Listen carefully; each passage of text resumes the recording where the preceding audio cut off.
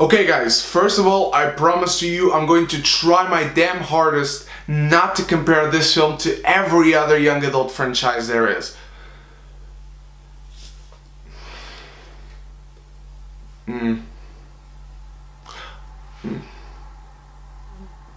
Fuck it, it's too hard.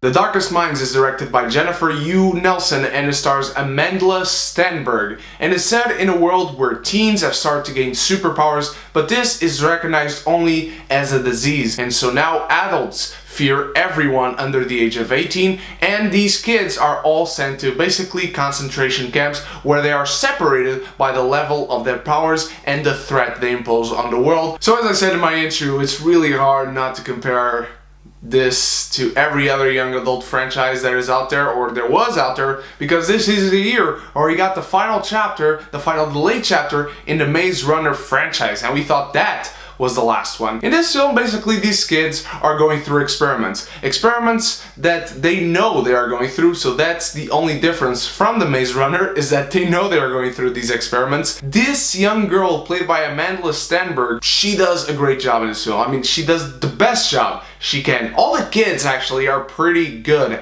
and I like their chemistry and their bonding in this film. For the bulk of this film, you follow them on the road trip, and you actually feel for these kids. You feel the camaraderie between them. They are charming, they are funny, and you feel a real friendship grow between them. And that's where my positives stop. So that's why I inserted them right there, because we are going back to the negatives. This girl is basically the only orange in the universe, and so she's basically an allegiant in this world. There's this group of people who want to capture her to kill her, and there's this group of people that want to capture her and other kids to make them soldiers and make them fight against the system. And guess what? They want to make this kid the face of that group of people. They want her to train everyone. They want her to be the Mockingjay. That's right, people. And these kids have superpowers. Some have telekinesis, some can control electricity, some can read people's minds, some can shoot fire out of their mouths. They have fire breath, which is awesome. But the film wastes so much time in not doing anything. For the bulk of this film,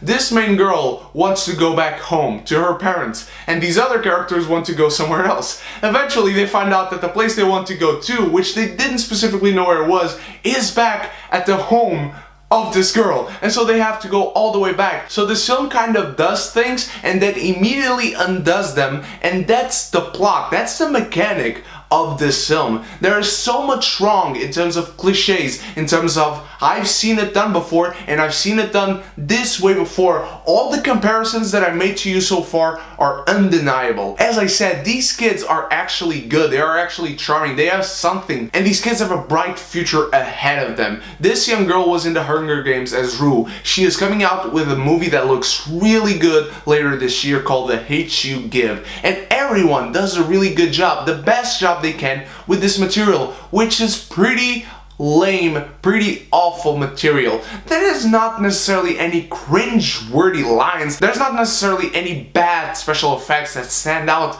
but everything is so blah, everything is so meh and forgettable. There are so many problems with how the story unfolds, how these characters get somewhere, how these characters resolve certain conflicts that emerge. I completely forgot until this very moment that Gwendoline Christie was in this film for 5 minutes, so don't go see this movie for her. Mandy was in this film for 5 minutes, so don't go see this movie for her. Bradley Whitford is in this film for 5 minutes, so don't go see this movie for him. In a year where we said goodbye to an actually good young adult franchise, it sucks to see it trying to make a resurgence and giving us this. Something that isn't as bad as the Divergent franchise, but honestly, if it was as bad as that, you probably remember it better. I have to say that The Darkest Minds made me feel like Clark Gable.